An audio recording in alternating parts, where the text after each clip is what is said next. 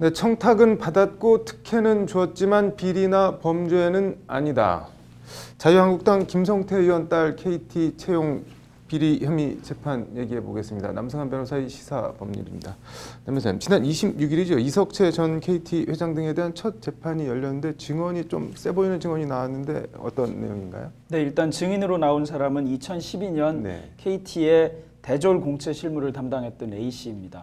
사건은 서울 남부지방법원 형사 13부에 있는 사건이고요. 이석채 전 KT 회장, 서유열 전 홈고객부문 사장, 그다음에 김상효 전 상무, 김기택 전 상무 등이고 업무방해죄 혐의와 관련된 사건입니다. 이 사건에서 A 씨는 증인으로 나와서 그 김성태 의원의 딸 김모 씨와 관련해서 인적성 검사가 끝난 후에 채용 프로세스에 태우라라는 오더, 지시를 받았다 이렇게 증언했는데요.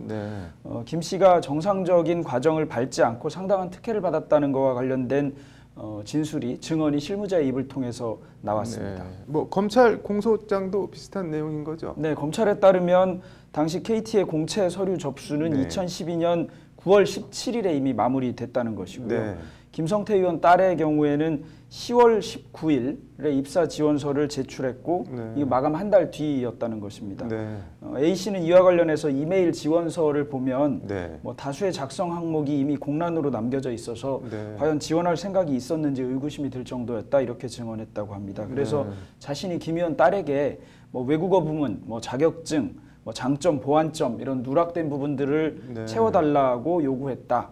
이렇게 전했고요. 그다음에 김 의원 딸은 뒤늦게 인성검사와 관련해서 불합격 대상인 D를 받았다는 점도 밝혔습니다.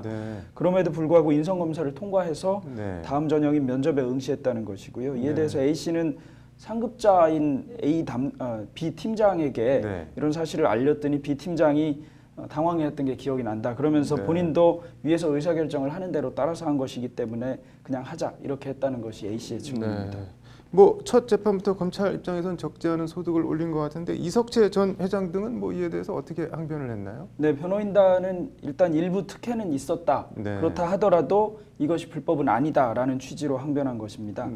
이석채 전 회장의 경우 변호인은 이제 KT가 공기업이 아닌 사기업이지 않느냐. 그런 전제하에 사기업 채용은 해당 기업의 자율에 전적으로 맡겨져 있다.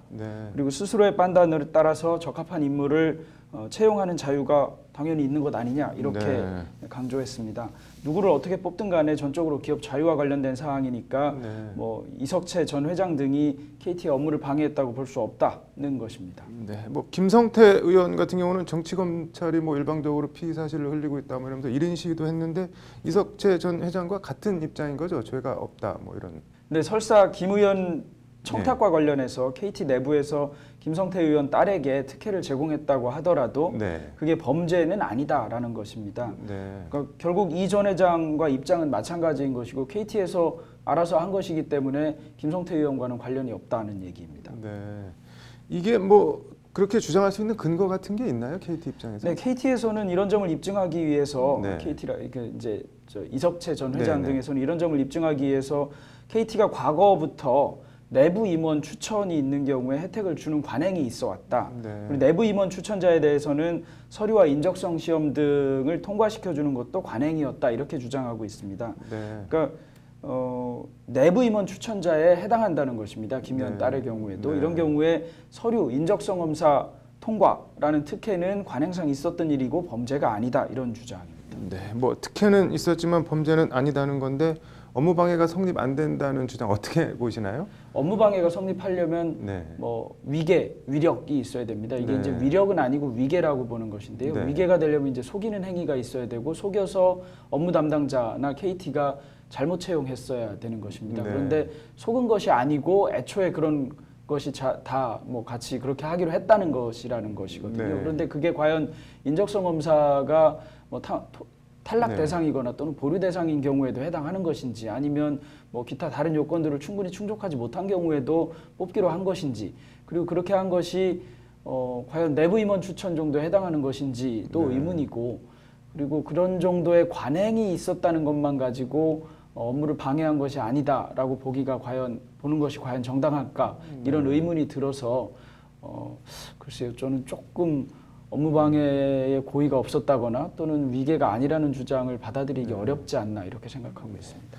뭐 실정법상 유무죄와 법원이 판단을 하겠지만 아주 간단한 산수로 김성태 의원 딸이 아니었다면 붙었을까 생각하면 좀 씁쓸하네요. 오늘 잘 들었습니다.